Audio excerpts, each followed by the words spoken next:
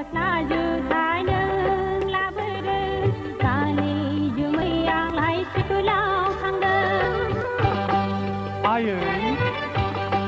इउटुबारफ्रा मानो मोजां मोजां फरायनाय खेला दुला गेलेनायखौ मानो होनो हाया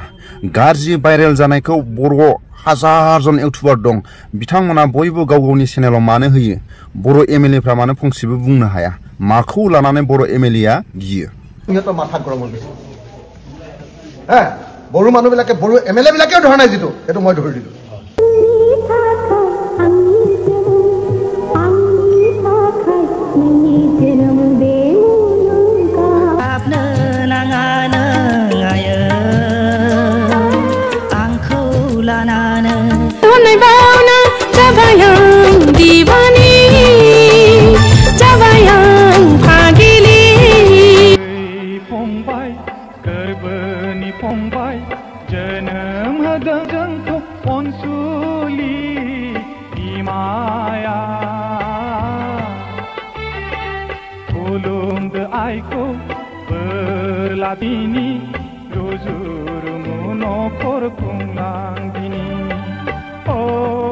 नोंनि जिउनि खौरांखौ नोंनो नांगौ नङा होमबा फिसा औ नांगौ आयै नोङो फाब्लिक खोन्थायालासिनो मानो दङमोन फिसा नों बेरेखा दा सानो फिसा नोंनि गोसोखौ दुखु मोनजानो गिनानै नोंनि गोसोखौ बायफ्लेलांजानो गिनानै आं नोंनो खिथायाखै फिसा मानोना नों मिथियालासिनो थाखोमानाय नोंनि जिउनि लांदांखौ आंनो नोंनि बिमा असे जानानै फोरोंबोदों फिसा आंनि बिखानि गायखेर दौनानैबाबो आं नोंखौ फेदेरबोदों फिसा आं नोंखौ मालाबा गाज्रि आखु मावदों नामा फिसा अनागारि खालामदों आयै नों दुखु मोनदों नङासो मोनखागोन फै फिसा बैयाव ज' आं नोंनि जिउनि खौरांखौ खिथानि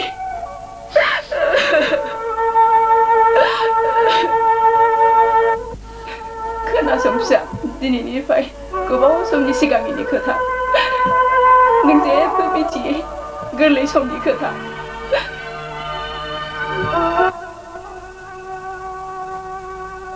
भांहरनि अखाफोर गावदाना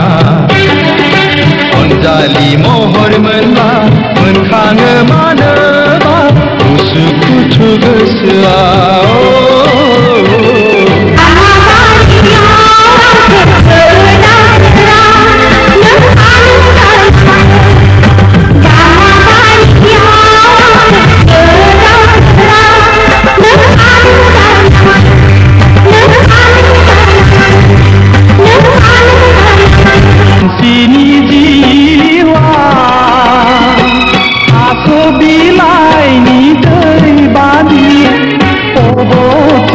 आंनि जिवा जुनानै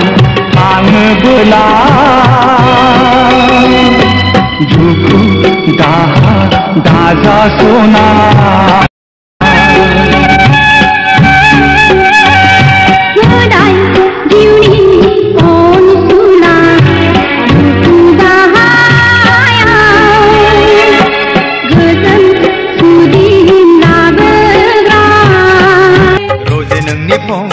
बिबुंथि जाखांफैयो रोमै रोमै आंखौ बुंनाय बै रैसुमै रावा भिडिअनि फुटेजाव ससे ससे बर' फिल्मनि गानखौ खोनासंनो आंनि चेनेलनि नायगिरिफ्रा खोनासंबाय बा नुबाय आं मानो थाखाय ससे ससे बर' गानखौ बा बर' मुभिफोरखौ आं मानो आंनि चेनेलाव लाबोदों जोंनि फरायसुला फरायसुलि जायफोर नखर सोलिबाय थानाय जिखुनु जाया बेफार फालांगि मावनानै जानाय खेथि आबाद मावनानै जाग्रा बयबो गाव गावनि मबाइलाव मा नायो मोजां मोजां बिमा बिफाखौ माबोरै सिबिनांगौ फरायसुला फरायसुलिफ्रा माबोरै फरायनांगौ आरो माखासे नखर सोलिनायाव हौवा हिनजाव माबोरै अनलायनांगौ गावनि हौवाखौ माबोरै सिबिनांगौ गावनि हिनजाव माबोरै सिबिनांगौ जोंनि बर'नि जायफोर सान हर खस्थ' खालामनानै कालचारखौ मोजां मोनग्रा जोबोद माखासे फावथिनाजों गाव गावनि माखासे रोंगौथिजों जाय कालचारखौ मोजां मोनग्रा बिथांमोनहा गोरोबनानै हारिनि जौगानांगौ खामानिफोरखौ हारिमुजों जौगानो थाखाय जोबोद नाजायो सानहर बिथांमोननि मोसानाय बिथांमोननि माखासे गानफोरखौ खोनासङोबा जोबोद हौवा हिन्जाव अनलायनो थाखाय न'खरखौ माबोरै सोलिनांगौ फरायनायफ्रा माबोरै जौगानांगौ गावजों गाव हौवा हिन्जाव जेब्ला हाबा जायैनि सिगां गोसो थोलायनाय मालाबाबो बोराय बुरि जाबाबो अनलायनाया जाहाथे जानगार जायै गान खोनासङोबा अराय सम बै सेंग्रा सिख्लानि मोजां मोनलायनाय गावनि जुलि जायैनि सिगां माबायदि गोसो थोलायदोंमोन थिग बेबायदि बावनो हायै जोंनि बर'नि माखासे फावथिनाजों खोनासंथावथाव सानहर मिलौ हालौ देंखोगिरिनि हेफाजाब सुजुगिरिनि हेफाजाब फावथिनानि हेफाजाब बेसे मोजां गोरबो बिखायाव खोनासंबाय थानो नाथाय गाव गावनि मबाइलाव माखौ खोनासङो गाज्रि गाज्रि भिडिअ भाइरेल जानायखौसो गाव गावनि मबाइलाव नागिरो जोंनि बर'नि जायफोर हारिमु मोजां मोनग्रा बिथांमोना जोबोद खस्थ' खालामनानै फिल्म बानायो बिथांमोननि फावथिना बिथांमोननि गान खननाय दामनाय देनाय मिलौ हालौ बेबायदि गानफोरखौ खोनासङा जाहाथे जोंनि बर' इउटुबारफ्रा हाजार हाजार बर'नि गेजेराव इउटुबारफोर दंसै सिनियर जुनियर बयबो सोरबा गिदिर इउटुबारबाबो इउटुबारानो फिसा इउटुबारबाबो इउटुबारानो बयबो समानै गाव गावनि चेनेलखौ जाहाथे भाइरेल भिडिअखौ होआलासिनो गाज्रि भाइरेल मोजां भाइरेलखौ आं बुङाखै मोजां फरायनाय खेला दुला गेलेनाय खेथि आबाद मावनानै बिमा बिफाखौ माबोरै बैसो जानानै थानाय बिमा बिफाखौ माबोरै अननाय बिमा बिफाखौ माबोरै अनसायनांगौ फरायनाय गथ'फोरखौ माबोरै सनमान होनांगौ माखासे साख्रि बाख्रि लानाय गेदेर गोलावफोरखौ माबोरै सनमान होनांगौ थिग बेबायदि भिडिअफोरखौ जोंनि हाजार हाजार बर' इउटुबारफ्रा जाहाथे गाव गावनि चेनेलाव बांसिनै लाबोयो गेदेर गोलावफ्रा गावनि न'खौ सम सम नागारनानै हारिनि बांसिनै खामानि मावनाय जाथिनि बांसिनै खोथा बुंनायफोरखौ जाहाथे जोंनि बर' हारिनि गेजेराव बांसिनै गाव गावनि चेनेलाव लाबोयो आंनि गोसो गोरबोनिफ्राय आं सिनियर जुनियर गिदिर फिसा इउटुबार आं बयखौबो आंनि गोसो गोरबोनिफ्राय आं खावलायो आंनि बुंनायफ्राव गोरोन्थिफोर जादोंबा आं बयनावबो गिदिर फिसा सिनियर जुनियर इउटुबार आं बयनावबो निमाहा बियो लोगोसे जोंनि बर' एमएलएफ्रा मानो बुंनो हाया हारिनि खामानि मावनो ओंखारदोंबा 5 बोसोरानो जोबोद गावनि खामानि मावनाया जथेस्थ हारिनि जाथिनि गावनि जायगानि जौगानाय खामानि मावनायाव 5 बोसोराव खुथाब खुथाब सरखारनि बुंनायाव जुदि गाज्रि मोनदोंबा नांगौबा 5 बोसोरनि उनाव गाज्रिखौनो नाङा सोरबा बर' एमएलएआ बेबायदि बुंग्रा दंना नाथाय जों बहुत खम नुयो बिनि थाखाय आं खावलायो जेब्ला जों अरनबारियाव एनडिबि आफादाव जों हारिनि थाखाय रोंबाबो रोङाबाबो आखायाव हाथियार लानानै गावनि आगोमा जिउखौ सुथुरनि आखायाव सिप्ति होनो थाखाय हाथियार लादोंमोन सोरजोंबा गावलायनो सोरखौबा गावनो सोरखौबा थेरफाथिनो थाखाय आखायाव हाथियार लानानै एनडिबि आफादाव दावहा नांबोआखै जिब जुनारनि सिप्तिनि थाखाय सुथुरनि सिप्तिनि थाखाय आखायाव हाथियार लानानै अरनबारि गेजेराव अखा बांखा जेब्ला जों दंमोन अब्ला बिमा बिफाखौ गोसोखाङो गामिनि लोगोफोरखौ गोसोखाङो गावनि आंगो लोगोफ्रा आर्मि पुलिसनि आखायाव गावथार जानाय आंगो लोगोफोरखौ गोसोखाङो अखा बांखा उन्दुनाय समाव मालाबा समाव अखा सिजानाय मालाबा समाव लेवा दावखा बेबायदि खस्थ' मोननायखौ जोंनि बर'नि देंखोगिरिफोरनि गान रोजाबनाय गान सुजुगिरिफोरनि सुजुनाय जायफोर हारिमुखौ मोजां मोनग्रा फावथिना देखायनानै बिथांमोननि माखासे फावथिनाफोरखौ देंखोगिरिनि मिलौ हालौ गान बोहाबनानै गान खननाय जायफोर दामगिरिफोरनि दामनाय बिथांमोननि मिलौ हालौ गानखौ खोनासंनानै गाव गावनि गोसोखौ जों जोबोद अरनबारि गेजेराव आलो गोजोनै जों हारिनि थाखाय रंजाबोदोंमोन अरनबारि गेजेराव दुखुनि समाव दुखु रंजानाय टाइमाव रंजानाय गावनि लोगोफोरनि दुखुनि समाव दुखु लोगो होननानै बुङोबा माखौ लोगोआ खैफोद जादोंबा लोगोनि खैफोदखौ अराय सम गोसो गोरबोआव रुजुननानै लानो हानाय जानांगोन बिमा बिफाया जोनोम होदोंबा बिमा बिफाया जोनोम होनायनि उनाव बैसो जानानै थायो अब्ला बिमा बिफाखौ माबोरै अननांगौ बिमा बिफानि सोदोबा बयबो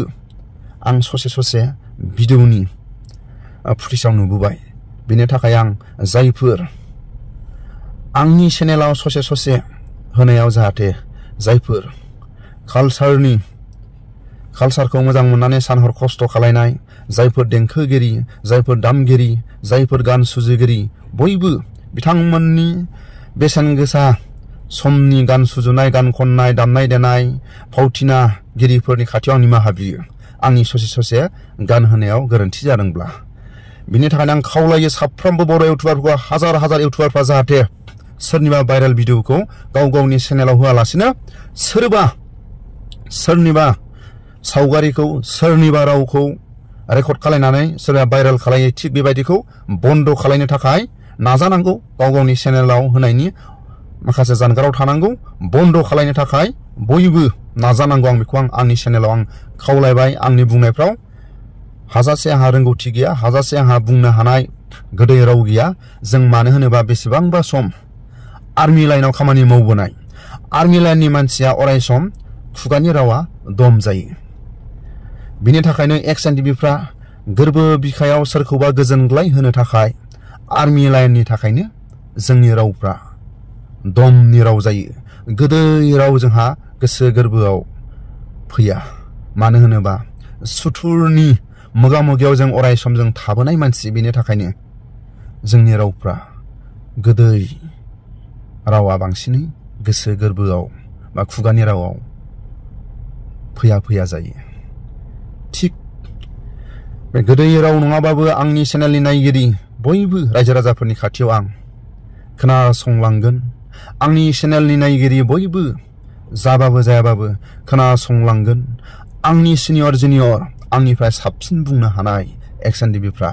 अरनबारियाव थानानै गुबुन गुबुन रायजोआव थानानै गावनि बिमा बिफा बिदा फंबाय गावनि लोगोफोरखौ सुथुरनि आखायाव मुंख्लं जानो गोनां जानाय जारिमिनफोरखौ बयबो बुंनो थाखाय आं रायजो राजाफोरनि खाथियाव सोरबा मोजां बुंनो हानाय सोरबाफोर मोजां रायजो राजाफोरनि खाथियाव फोरमायनो हानाय बिथांमोना सोरनिबा फेसबुकनि गेजेरजों सोरनिबा चेनेलनि गेजेरजों बयबो सोरबा फरायनाय सोरबा खेथियक सोरबा आन्दलन सोरबा मोजां साख्रि मावनाय सोरबा आखायाव हाथियार लानानै संग्राम खालायबोनाय बयबो बर'नि जारिमिनाव जाहाथे सोरखौबा थेरफाथियालासिनो सोरखौबा भाइरेल भिडिअखौ होआलासिनो हारिनि माखासे मावबोनाय खामानिफोरखौ जायफोर मोजां फरायनानै हारिनि खामानि मावनानै दिल्ली गुवाहाटी हारिनि बांसिनै सरकारनि सायाव बाथ्रा बुंनायफोरखौ बयबो ससियेल मिडियायाव जाहाथे हगारे बेखौसो आं खावलायो बड़ोलेण्डत BTAD अधिवेशन आरम्भ হৈছিল বড়ো মানুহবিলাকৰ কামবিলাক একো কৰি দিয়া নাই এনেই মিছামিছিকে চুক্তি কৰি ৰখাই থৈ দিছে বড়ো মানুহবিলাকৰ BTC চুক্তিৰ BTR চুক্তিৰ সব কাম কৰি দিব লাগে বুলি এবাৰ বিধানসভাত এনেকুৱাকে ধৰিলো নহয় একদম ইহঁতৰ মাথা গৰম হৈ গৈছে বড়ো মানুহবিলাকে বড়ো MLA বিলাকেও ধৰা নাই যিটো সেইটো মই ধৰি দিলো ধৰি দিয়াৰ কাৰণে একদম বিজেপি চৰকাৰ হিলি গৈছে এটা কাম কৰিব লাগিবই গতিকে এই গোটেই প্ৰশ্নবিলাক মই উত্থাপন কৰিছো আমাৰ 6 জনগোষ্ঠীৰ জনজাতিকৰণ চুতীয়া কোচ ৰাজবংশী আহোম মৰা মটক 7 জনগোষ্ঠী 6টা জনগোষ্ঠীৰ জনজাতিকৰণ লাগে এইটো দাবী বিধানসভাত কোনেও নুঠায় মই উঠাওঁ সংগঠন কেইটা যিকেইটা আন্দোলন কৰিব লাগে সিহঁতেও আন্দোলন দিলা চব বুজাবুজি কৰি থাকে মই কিন্তু একদম বিধানসভাত কন্দুৱাই দিওঁ আগতে আন্দোলন কৰিছিলো এইটো এতিয়া ডাইৰেক্ট CMৰ সন্মুখত কওঁ তো গতিকে এইখিনি কৰিবলৈ চেষ্টা কৰিছো এইখিনি কৰোঁতে যদি কিবা ভুল ভ্ৰান্তি হয় আপোনালোকে ক্ষমা কৰিব কিন্তু মই একদম আন্তৰিকতাৰে নিজৰ কাৰণে 1 টকাও নুগুটোৱাকে MLA হিচাপে ক'তো একটাও প্ৰপাৰ্টি কৰা নাই যিমান পইচা পাইছো ৰাইজৰ কাৰণে খৰচ কৰিছো যিমান কাম পাইছো সব ৰাইজৰ কাৰণে কৰিছো মই এইখিনি কথা কৈ আজিৰ এইটো আমাৰ অংগনবাদী কেন্দ্ৰটো শুভ উদ্বোধন কৰা হ'ল বুলি ঘোষণা কৰিলো আৰু সকলোকে এটা হাততালি বজাই এই উদ্বোধনী অনুষ্ঠানটো